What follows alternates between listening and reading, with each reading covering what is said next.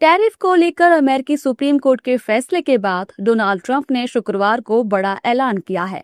Trump ने सभी देशों पर 10% एक्स्ट्रा टैरिफ लगाने की बात कही। ट्रंप ने कहा कि उन्होंने सेक्शन 122 के तहत आदेश साइन करके नए टैरिफ लगा दिए हैं। मतलब ये कि अब ग्लोबली अमेरिका 10% टैरिफ लगाएगा।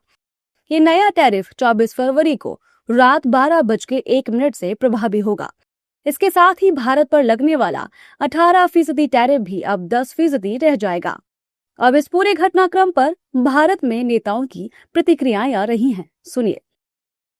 I have read in the media that US top court has given some judgment and Indian government will study that, and whatever the reaction needs to be given, that will be given by the Commerce Ministry and MEN, not by me.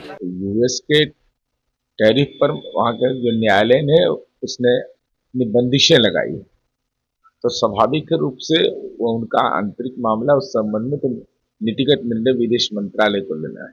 Federal court ने पहले ही tariff को लेकर के अपना फैसला Trump प्रशासन के खिलाफ दे दिया था और अमेरिकी सरकार सुप्रीम कोर्ट में अपील में गई थी।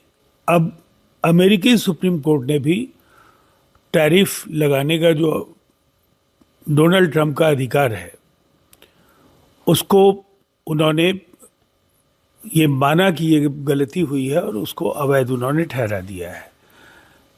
पूरी दुनिया के जिन देशों के खिलाफ टैरिफ लगाए गए और जो जिन्होंने अतिरिक्त शुल्क चुकाया है, वैसे निर्यातकों के लिए निसंदेह एक बड़ी खुशखबरी है, इसलिए कि ऑनरेबल सुप्रीम कोर्ट ने उन्हें जो राशि चुकाई गई है उसे लौटाने का निर्देश भी ट्रंप प्रशासन को दिया है।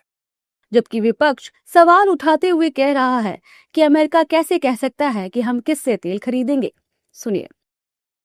देखिए, अब डोनाल्ड ट्रंप क्या कह रहे हैं क्या नहीं कह रहे हैं, ये अमेरिका का मामला है, लेकिन उस टैरिफ से हिंदुस्तान पर क्या फर्क पड़ रहा है, हमारा मामला है। हमें इस पर बात करनी चाहिए कि आज की डेट में हम वेनेजुएला से तेल खरीदेंगे या रूस से, इसका फैसला अमेरिका कैसे कर रहा है।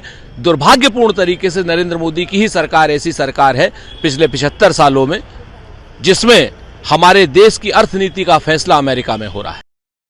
दरअसल शुक्रवार को अमेरिका की सुप्रीम कोर्ट ने 6 से 3 के बहुमत से फैसला सुनाते हुए डोनाल्ड ट्रंप द्वारा लगाए गए वैश्विक टैरिफ को निरस्त कर दिया।